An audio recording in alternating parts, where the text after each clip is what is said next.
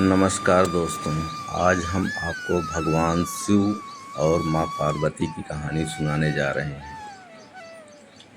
माँ पार्वती शिव जी को पति के रूप में प्राप्त करने के लिए घोर तप कर रही थी। उनके तप को देखकर देवताओं ने शिव जी से देवी की मनोकामना पूर्ण करने की प्रार्थना की। शिव जी ने पार्वती जी की परीक्षा लेने के लिए सप्तऋषियों को भेजा। सप्तऋषियों ने शिव जी के सैकड़ों अवगुण गिनाए, पर पार्वती जी ने महादेव के अलावा किसी और से विवाह मंजूर ना था। विवाह से पहले सभी वर अपनी भावी पत्नी को लेकर अस्वस्थ होना चाहते हैं, इसलिए शिव जी ने स्वयं भी पार्वती जी की परीक्षा लेने की ठानी। भगवान शंकर प्रकट हुए और पार्वती को वरदान देकर अंतर्ध्यान हुए। इतने में जहाँ वह तप कर रही थी, वहीं पास में तालाब में मगरमच्छ ने एक लड़के को पकड़ लिया। लड़का जान बचाने के लिए चिल्लाने लगा। पार्वती जी से उस बच्चे की चीख सुनी ना गई। द्रवित हृदय होकर वह तालाब पर पहुंची। देखती हैं कि मगरमच्छ लड़के को तालाब के अंदर खींचकर ले जा रहा है। लड़के ने देवी को देखकर कहा, मेरी ना तो माँ है, ना बाप है, ना कोई मित्र है। माता, आप मेरी रक्षा करें। पार्वती जी ने कहा, हे ग्रह, इस लड़के को छोड़ दो।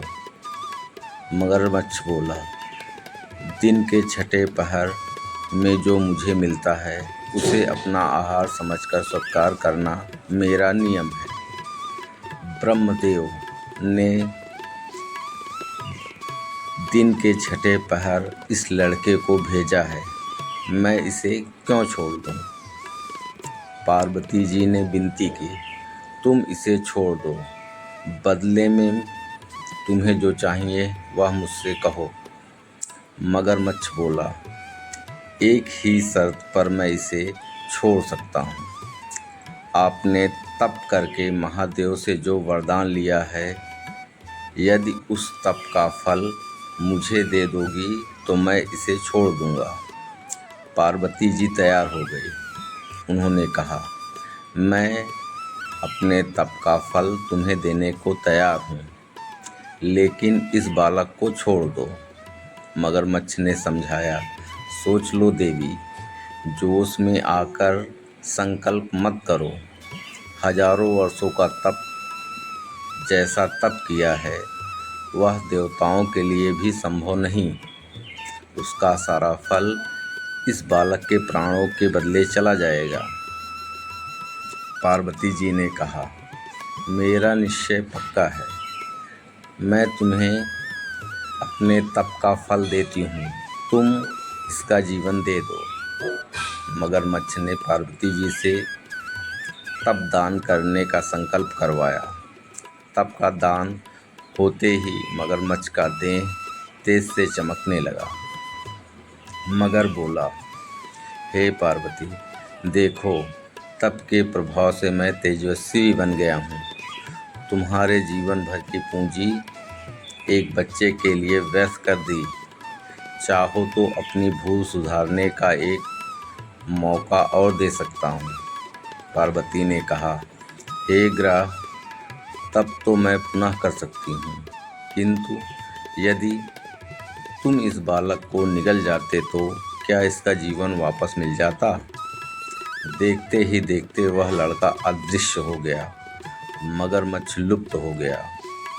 पार्वती जी ने विचार किया, मैंने तप तो दान कर दिया, अब पुनः तप आरंभ करती हूँ। पार्वती ने फिर से तप करने का संकल्प लिया।